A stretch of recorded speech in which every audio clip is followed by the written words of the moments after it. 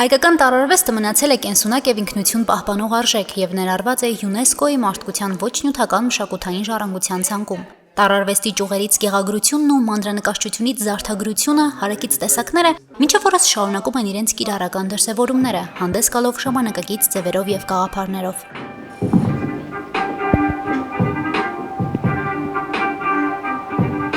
Գրքարվեստ եւ կալիգրաֆիա ամենամյա փառատոնը 5 տարի է միավորում է հին, միջնադարյան եւ ժամանակակից վայելչագրության ու տարածքման ավանդույթներն ու նորարարությունները, ներկայացնելով հայկական գրի եւ գրականության հարստությունը։ Արվեստագետների գործերում հանդիպում են գրչագիր, թռչնագիր, կենդանագիր, մարդագիր, ինչպես նաեւ առասպելական ու մտածածին կերպարներով ձևավորված գրեր։ Եվ չնայած ձևերի բազմազանությանը յուրաքանչյուր ստեղծագործության առանցքում մնում է մեկ անփոփոխ արժեք՝ հայոց տառն ու այբուբենը։ Կարևորելով գրքարվեստը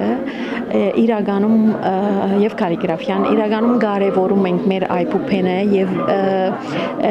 որը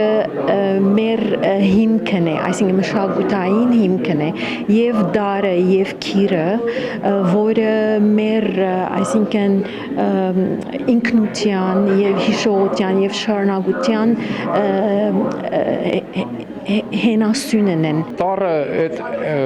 այն միջոցն է, որով մարդու բնական ձայնային խոսքը, այսպես ասած, անշարժացվում է, ամրագրվում է, որ հաջորդ, ինչպես ասում են սերունդները, ծանոթանան եւ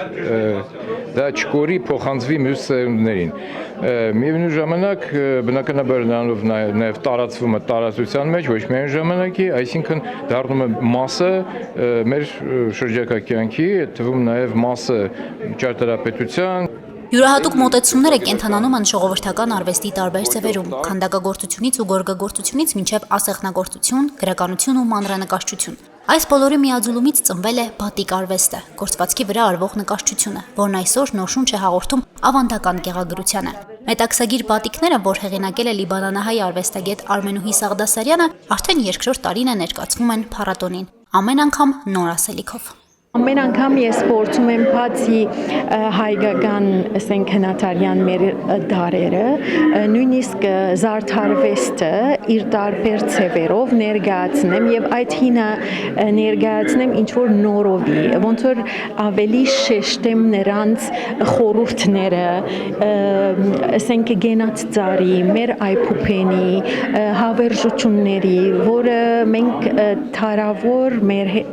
այսինքն եղել են մեր պատմության մեջ։ Փառատոնին ներկայացվում են ինչպես ճանաչված վարպետների, այնպես էլ երիտասարդ ստեղծագործողների աշխատանքները։ Անի Արաքելյանը հասցե չգտած նամակ շարքում ներկայացնում է ձեռագիր տառերով 3 գործ, ոգեշնչված գերմանացի նկարչուհի Էմմա Հաուքի ստեղծագործություններից։ Նրա աշխատանքները ասեմիկ գրերի հեղինակային մեկնաբանություն են, զգացմունքի ու գրի պլաստիկայով։ Ես այնքան եմ գրել սիրելի Սարի բառերը, որ արդեն վերջում կարելի ասել դարձել է ասեմիկ գիր, փորձել եմ սևով ծածկել, բայց որոշակի հատվածներ թողնել սպիտակ, որտեղից երևում է գիրը,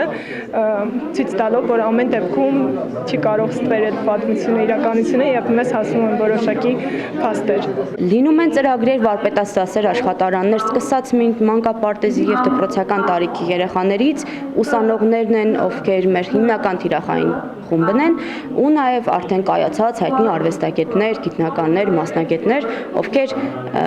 եւ իրենց փորձով կիսվում են երիտասարդների հետ եւ գուցեև իրենք էլ ինչ-որ մի բան քաղեն այս նախագծից, որը վստահ եմ նույնպես լինում է։ Արվեստագետները հավատարիմ են նպատակին՝ միջոցառումների, վարպետաց դասերի ու ցուցադրությունների միջոցով հանրահրճակել հայկական մշակույթի հին ու նոր դրսևորումները։ Առաջիկայում նախատեսում են համատեղ ցուցադրությամբ հանդես գալ Գյումրիում։ Հասմիկ Թումասյան, Վահագն Բարակյան, Հորիզոն։